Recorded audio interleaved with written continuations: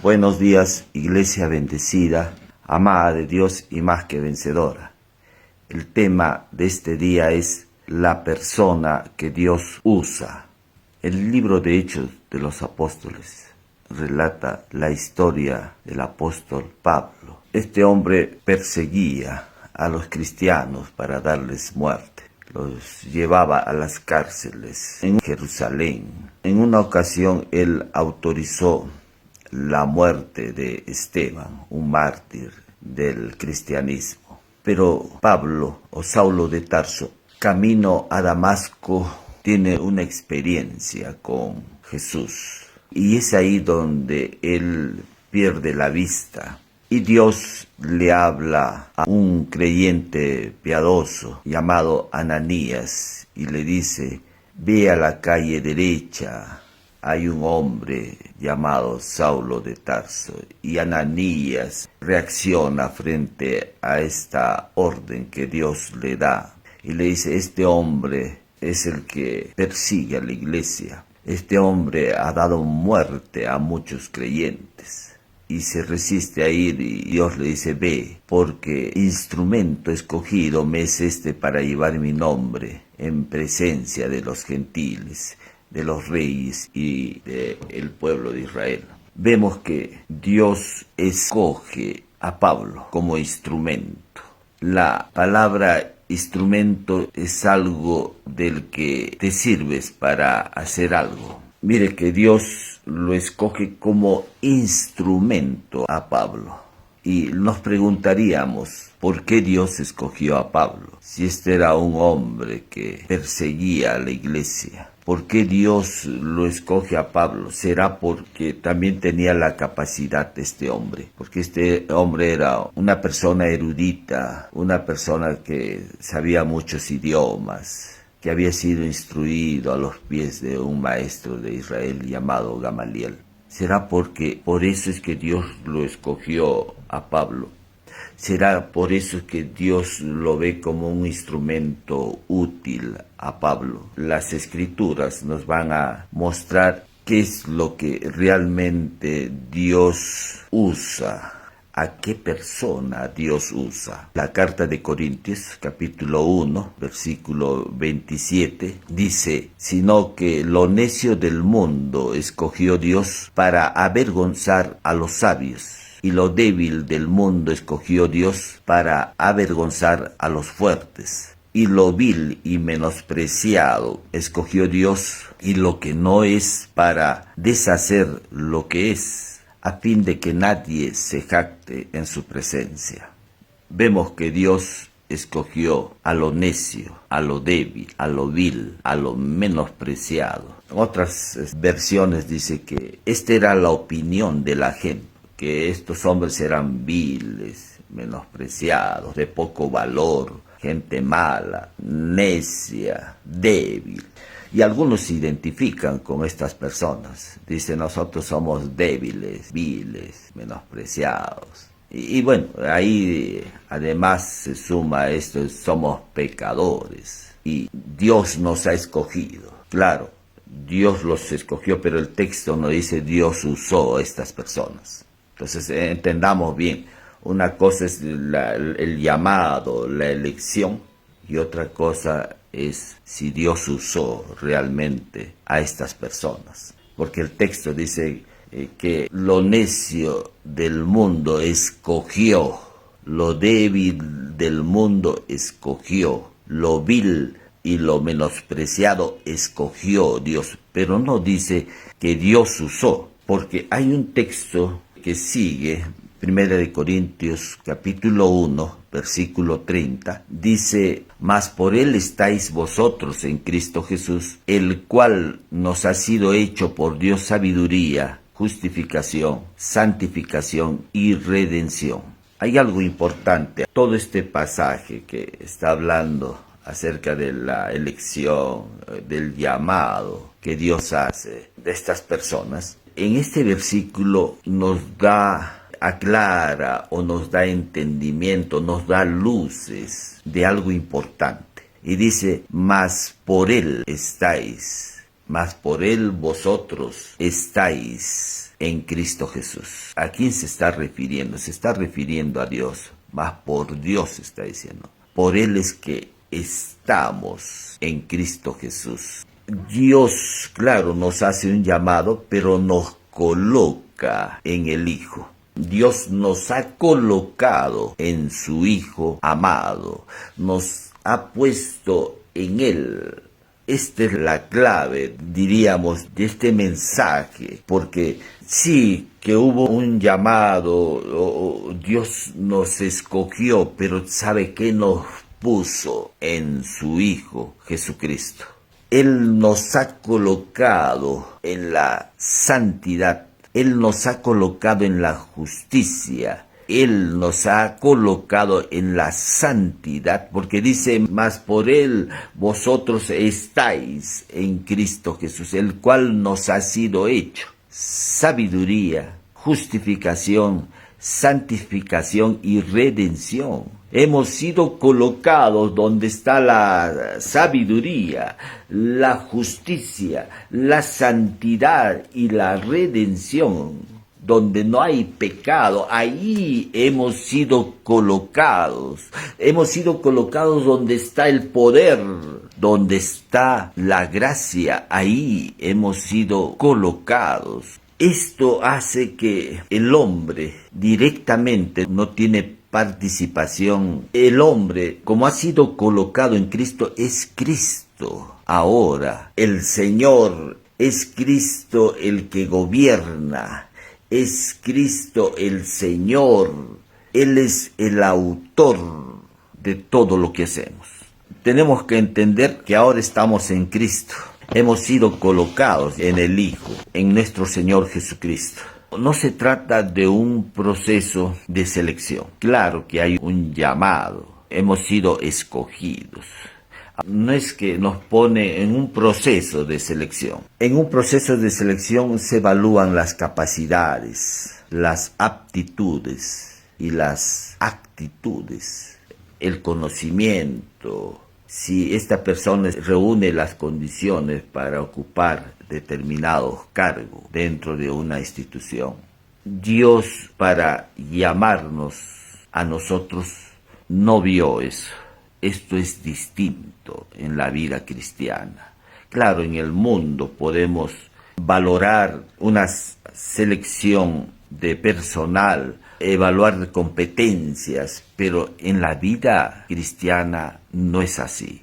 En la vida cristiana, Dios no está viendo tu capacidad, no está viendo tus conocimientos, no está viendo tus habilidades, no. En la vida cristiana no es así. Lo que Dios está viendo es a su Hijo. Amén. ¿A quién está viendo Dios? A su Hijo. Él se relaciona solamente con su Hijo. Y vamos a ver las Escrituras del Nuevo Testamento, que todo el Evangelio está centrado en la persona de Jesús. No está centrado en el obrar humano. Dios no está buscando personas que trabajen para Él. Dios está buscando personas que le permitan a Él el obrar poderosamente en ellas y a través de ellas. Eso sí es lo que Dios está buscando, que nosotros le permitamos el obrar de Él a través de nuestras vidas y para que la vida de Él sea expresada. Pero Dios no está buscando personas que trabajen para Él. Hay muchas personas que dicen, yo quiero trabajar, yo quiero servir. Sí, pero entendamos esto, hermano, que no se trata de que tú le sirvas. No se trata de que tú le hagas una obra para Dios. No. Se trata de que nosotros le permitamos el obrar a Dios a través de nuestra vida. Es el obrar de Él en nuestras vidas. No es nuestro obrar, es el obrar de Él. Las Escrituras dicen que Dios produce el querer como el hacer por su buena voluntad. Dios es el que produce el querer como el hacer. Es Dios el que edifica su iglesia. Salmo 127:1 dice, si Jehová no edificare la casa, en vano trabajan los que la edifican. Si el Señor no edifica, en vano trabajan los que la edifican. Si es Dios el que edifica la iglesia, no son las personas. Amén. Este es un edificar divino, donde el obrero es Él, no es el hombre. Dios es el que edifica la iglesia.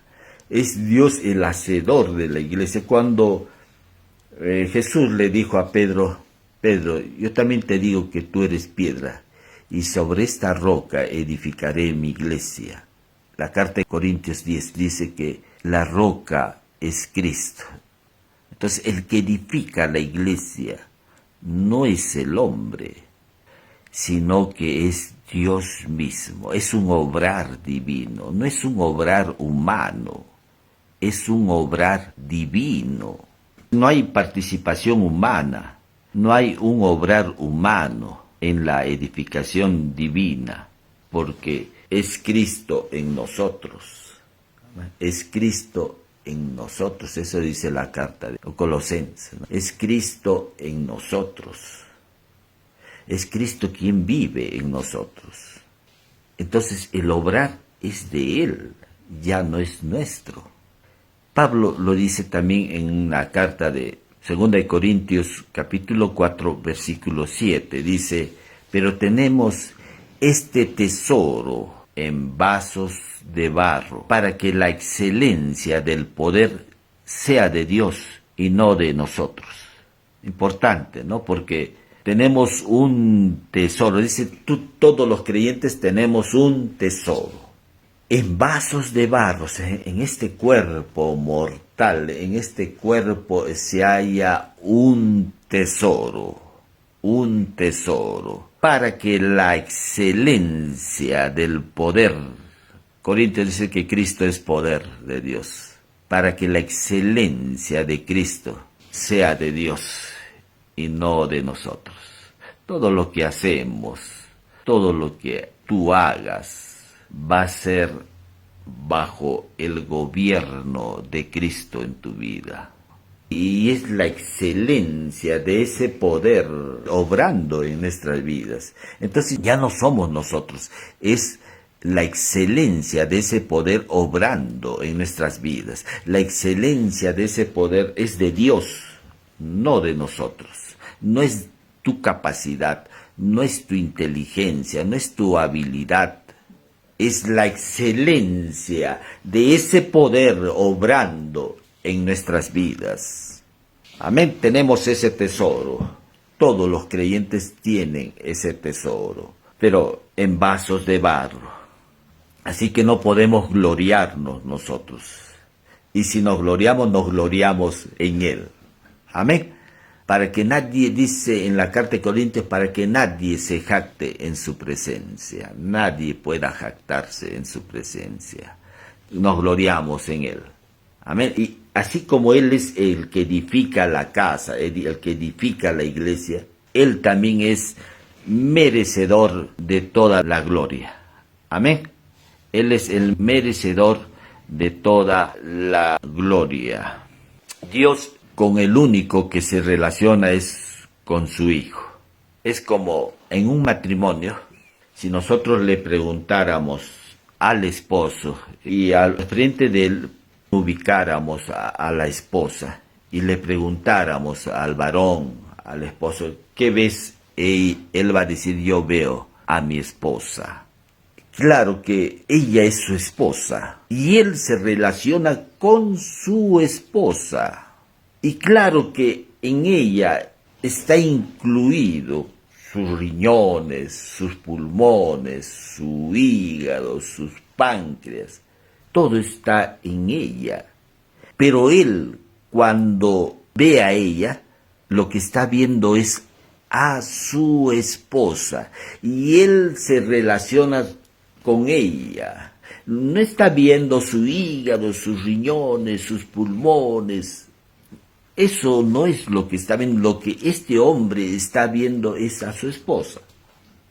De igual manera, Nosotros hemos sido incluidos en Cristo, hemos sido colocados en Cristo, y Dios se relaciona con su Hijo Jesucristo. Solamente Él se relaciona con su Hijo, y claro que estamos incluidos nosotros en Él. Estamos en Él, y estamos en Él por siempre. Y Dios se está relacionando solamente con su Hijo, y nos ha colocado en el Hijo. Por eso es que Pablo dice, porque somos miembros de su cuerpo, de su carne y de sus huesos. Efesios 5:30. Somos miembros de su cuerpo, de su carne y de sus huesos. Ahora, nuestra experiencia como creyentes en la vida cristiana, todo nuestro hacer, todo nuestro obrar responde a esta unidad que tenemos en Él. Por eso es que Pablo en Hechos 17 dice, porque en Él vivimos, nos movemos y somos. O Pablo cuando dice, ya no vivo yo, mas Cristo vive en mí. Es la vida de Cristo obrando, es la vida de Cristo morando en Él, es la vida de Cristo gobernando la vida de los creyentes. Ya no es nuestra vida. ¿Y qué pasó con nuestra vida? Pablo lo dice en Colosenses, capítulo 3 dice, porque habéis muerto y vuestra vida está escondida en Cristo. Nosotros hemos muerto, pero ahora nuestra vida ha sido colocada en Cristo, ha sido puesta en Cristo, ha sido puesta en la sabiduría, en la justicia, en la santidad, en la redención, en el poder. Mire que Pablo le dice a Timoteo, porque Dios no nos ha dado un espíritu de cobardía, sino de poder, de amor y de dominio propio. Mire que Pablo le habla a Timoteo lo que tenemos. Hemos mencionado que en 2 Corintios 4:7 dice, pero tenemos este tesoro, pero tenemos este tesoro, pero tenemos, habla de que tenemos. Este tesoro es el que obra, el que guía, el que dirige nuestra vida. No a nosotros, sino a tu nombre la gloria, Señor. Esto no es con fuerzas, no es con espadas, como dice Zacarías. Esto no es con ejércitos, con espadas, esto no es con fuerza, es con tu Santo Espíritu. Es el obrar del Espíritu de Dios en la vida del creyente. Es el obrar del Espíritu de Cristo en nosotros. Amén. Dios obra en su Hijo. Dios no está considerando las capacidades humanas, sino que Él nos puso en el Hijo, donde está la sabiduría, la justificación, la santificación, el poder, la redención, para humillar a los sabios y entendidos. Entonces, el que humilla a los sabios y entendidos no es el débil, no es el vil, no es el menospreciado, no es el necio, no es el pecador, es la vida que poseemos, es la vida de Cristo, es el nuevo hombre, es la nueva creación en el nuevo hombre que es Cristo. Dios obra en su Hijo y todo lo que obra en su Hijo, obra en nosotros.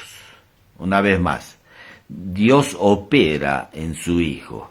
Y todo lo que opera en su Hijo, opera en nosotros. ¿Por qué sería la pregunta? ¿Por qué también opera en nosotros? Porque somos uno. Hemos sido unidos a Dios. Hemos sido unidos a la vida de su Hijo. Corintios dice, pero el que se une al Señor, un espíritu es con Él. Hemos sido unidos. Ahora nosotros tenemos la misma mente. Pablo lo dice en Corintios, mas vosotros tenemos la mente de Cristo. Tenemos un mismo obrar, un mismo propósito. Eso es el milagro del Evangelio. Dios todo lo hace en la nueva creación, en el nuevo hombre que es Cristo. Este nuevo hombre que ha sido creado en justicia y santidad de la verdad. Ahora habitamos en Él, algo que jamás había ocurrido en la creación, algo que jamás había ocurrido. Dios no estaba en la vida de los hombres, pero que ahora es Dios habitando en la vida del hombre, en la vida de aquel que ha pasado por la cruz, en la vida de aquel que ha nacido de nuevo. Es Dios viviendo en la vida de aquel que ha nacido de nuevo. Amén. Nosotros somos privilegiados de poder tener la vida de Cristo en nosotros. Privilegiados. Dios habitando en nosotros, Dios viviendo en nosotros, pero también es Dios gobernando en nosotros. Dios lo que está buscando es que le permitamos el gobierno de Él en nuestra vida, que le permitamos que Él sea expresado a través de nosotros. Y mire, cuando Él es expresado, es Dios el que usa la vida de su Hijo. Él no está buscando usar tu vida. La persona que Dios usa es la vida de su Hijo. Es la vida de su Hijo, la que tiene que ser manifestada. 2 Corintios 4:11 dice, porque nosotros que vivimos siempre estamos entregados a muerte por causa de Jesús, para que también la vida de Jesús se manifieste en nuestra carne mortal. Es un pasar por la cruz, es un morir cada día para que esta vida de Jesús se manifieste a través de nuestros cuerpos, a través de esta carne mortal. Amén. Hemos sido colocados en el Hijo. Ahora somos uno con Él. Gracias a Dios porque compartimos la misma vida con Él, la misma mente, el mismo propósito, el mismo obrar. Si algo hacemos nosotros, no será por nuestro propio esfuerzo, no será por nuestro propio obrar. Mire que Pablo, 1 Corintios 10:15 dijo, pero por la gracia de Dios soy lo que soy. La gracia es Cristo. Es el favor inmerecido. Dice, pero por la gracia de Dios soy lo que soy. Y su gracia no ha sido en vano para conmigo. Antes he trabajado más que todos ellos. ¿Más que quiénes? Que los discípulos, que Pedro, que Juan, que Santiago. Más que todos ellos había trabajado Pablo. Pero él reconoce algo en esto. Pero no yo, sino la gracia de Dios conmigo. Amén. La gracia es Cristo. Él muy bien se hubiese podido atribuir y decir, fui yo el predicador. Yo prediqué desde Ilírico hasta Jerusalén y logré todo esto con mi esfuerzo. Pero no, Pablo reconoce que no es su esfuerzo, sino que fue la gracia de Dios, fue el obrar de Dios en él, el que lo llevó a hacer lo que ningún hombre en lo natural hubiese podido hacer. Fue el obrar de Dios en él. Entonces nosotros los creyentes, si entendemos esto, si entendemos que la persona que Dios usa es a su propio Hijo, entonces veremos realmente cómo fluye el obrar de Dios, cómo Dios va a empezar a moverse de una manera muy notable en su vida. Vamos a ver el obrar de Dios con señales, prodigios, con sanidad, milagros. Es un obrar de la vida de Él, no de nosotros. Amén. Damos gracias a Dios por su palabra. Gracias por este tiempo que nos ha permitido conocer más de ella. Si por primera vez estás escuchando esta palabra y deseas que la vida de Él te posea, que la vida de Cristo habite en tu vida, te voy a guiar en una oración. Ahí donde te encuentres, repite conmigo. Señor Jesús, este día te agradezco por haber dado tu vida por mí, por haber derramado tu sangre preciosa en la cruz. para el perdón de mis pecados, para unirme contigo. Gracias por tu amor expresado en la cruz. Te recibo en mi corazón, reconociéndote como mi único Señor y Salvador. Gracias por haber dado tu vida por mí. Gracias por haberme perdonado mis pecados. Te hago el Señor de mi vida. Hago esta oración en el nombre precioso de Jesús. Amén. Si por primera vez has hecho esta oración, pídele al amado Espíritu Santo que te guíe a una iglesia cristiana donde puedas aprender la palabra de Dios, donde puedas ser edificado en el conocimiento de la gracia de Dios. Voy a orar también por tus problemas de salud que puedas tener. Cualquiera sea el problema de salud que tengas, Dios es más grande que cualquier problema que tengas. Amén. Para Dios no hay nada imposible. Dios ya lo hizo. Solamente lo que tenemos que hacer es tomarlo. Tú ahí donde te encuentres, recibo mi sanidad. Ahora voy a mencionar, ¿no?, los problemas posibles de salud que tengas. Señor, te pedimos por aquellos que tienen problemas en sus riñones, en sus pulmones, en su hígado, en su vesícula, en sus páncreas. Problemas de audición, problemas de visión, puedan corregirse estos problemas de visión. Problemas de hemiplegias, paraplegias, cuadraplegias. Señor, en el nombre de Jesús, ahora recibe la sanidad. Recíbela en el nombre de Jesús. Recibe tu sanidad, aprópiate, toma los problemas en la sangre, problemas de la piel, en el sistema inmunológico. Nuevamente recibe la sanidad, recíbelo ahora en el nombre precioso de Jesús. A ti sea la gloria y la honra, Señor. Oramos agradeciéndote por lo que tú nos has dado. Ahora en el nombre precioso de Jesús. Amén, amén. Nos estamos viendo la próxima semana. Bendiciones, iglesia bendecida, amada de Dios y más que vencedora.